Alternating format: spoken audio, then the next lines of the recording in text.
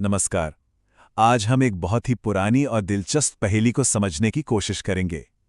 ये कहानी है एक चोर की, एक राजा की और एक ऐसे प्यार की जिसने किस्मत को भी पलट कर रख दिया। एक आदमी जिसे बस मौत मिलने ही वाली है, वो पहले जोर से हंसता है और फिर रोने लगता है। आखिर क्यों? यही तो वो सवाल है जो इस पूरी कहानी की जान है। मतलब कोई मौत के इतने करीब आकर एक ही पल में हंस और रो भला कैसे सकता है? तो चलिए इस पहेली को सुलझाने का सफर शुरू करते हैं। और इसकी शुरुआत हम कहानी के सबसे रहस्यमयी पल से करेंगे। वो पल जब चोर को सूली पर चढ़ाया जा रहा था। जरा उस मंजर के बारे में सोचिए। सजा मिलने से ठीक पहले चोर का यह अजीब बर्ताव वहां खड़े हर इंसान के लिए एक सवाल बन गया। यही वो गुत्थी है जिसे आज हम सुलझाने वाले हैं। देखिए, इस रहस्य का जवाब उस एक पल में नहीं है, बल्कि ये उन सारी घटनाओं में छिपा है जो उस पल तक लेकर आईं। तो चलिए कहानी को एकदम शुरू से शुरू करते हैं। हमारी कहानी शुरू होती है चंद्र हृदय नाम के एक शहर से, जहां के राजा रणधीर एक बहुत बड़ी मुश्किल में फंसे हुए थे। हुआ ये था कि शहर में एक चोर ने आतंक मचा रखा था। हर रात चोरियां, डकैतियां। व्यापारी इतने तंग आ गए कि उन्होंने कह दिया कि भाई हम तो ये शहर छोड़ के जा रहे हैं। अब राजा रणधीर पर अपने राज्य को बचाने का बहुत बड़ा दबाव था। राजा ने चोर को पकड़ने के लिए आप कह सकते हैं कि हर मुमकिन कोशिश की। पहले तो पूरे शहर में पहरेदार लगा दिए, लेकिन चोरियां नहीं रुकीं। जब सारे पहरेदार नाकाम हो गए तो राजा ने सोचा अब ये काम खुद ही करना पड़ेगा, और वो भेस बदलकर उस शातिर चोर को पकड़ने निकल पड़े। और यहीं कहानी में एक ऐसा मोड़ आता है जिसकी किसी ने कल्पना भी नहीं की होगी। रात में गश्त करते हुए राजा का सामना उसी चोर से हो जाता है। राजा अपनी पहचान छुपाते हैं और कहते हैं, मैं भी एक चोर हूं। बस फिर क्या था, दोनों मिलकर चोरी करने का प्लान बना लेते हैं। सोचिए, एक राजा और उसका सबसे बड़ा दुश्मन अब पार्टनर बन गए थे। चलिए अब कहानी के अगले हिस्से में चलते हैं, जहां से ये किस्सा एक अलौकिक मोड़ लेने वाला है। राजा की ये खोज अब उसे किसी दूसरी ही दुनिया में ले जाने वाली थी। तो चोर राजा को अपने ठिकाने पर ले गया। और ये ठिकाना कहाँ था? शहर के बाहर एक कुएं के रास्ते, पाताल लोक में।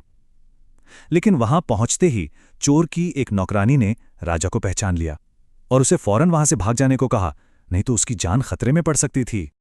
राजा किसी तरह अपनी जान बचाकर महल तो लौट आए, लेकिन अगले ही दिन पूरी सेना लेकर उस कुएं पर धावा बोल दिया। अब चोर ये देखकर घबरा गया और वो भागकर सीधा पातालोक के राजा, एक बहुत ही ताकतवर राक्षस के पास मदद मांगने पहुंच गया। और उस राक्षस ने राजा की सेना पर ऐसा कहर बरपाया कि सब देखते रह गए। वो सैनिकों को, घोड़ों को, सबको जिंदा निगलने लगा। उसकी दहशत देखकर सेना में भगदड़ मच गई और बेचारे राजा को भी अपनी जान बचाने के लिए मैदान छोड़कर भागना पड़ा। राजा भाग ही रहे थे कि पीछे से चोर ने उन्हें ललकारा। ये शब्द एक राजपूत राजा के लिए बहुत बड़ी बात थे। उसके आत्मसम्मान पर चोट थी। बस ये ताना सुनकर राजा रुक गए और उन्होंने अकेले ही उस चोर का सामना करने का फैसला किया। और आखिरकार राजा ने चोर को हरा दिया और उसे बंदी बना लिया। अब कहानी उस मोड़ पर पहुंचती है जहां एक ऐसे किरदार की एंट्री होती है जिसके एक कदम ने पूरी कहानी का रुख ही बदल दिया। और वो थी व्यापारी की बेटी शोभनी। हुआ यूं कि जब चोर को पकड़कर शहर की सड़कों से ले जाया जा रहा था, तो व्यापारी धर्मध्वज की बेटी शोभनी ने उसे देख लिया और बस एक ही नजर में वो उसके रूप और हिम्मत पर मोहित हो गई।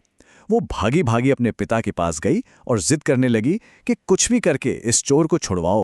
अपनी बेटी की जिद पूरी करने के लिए वो व्यापारी सीधा राजा के पास पहुंच गया और उसने चोर की आजादी के बदले क्या पेशकश की? पूरे 5 लाख रुपए।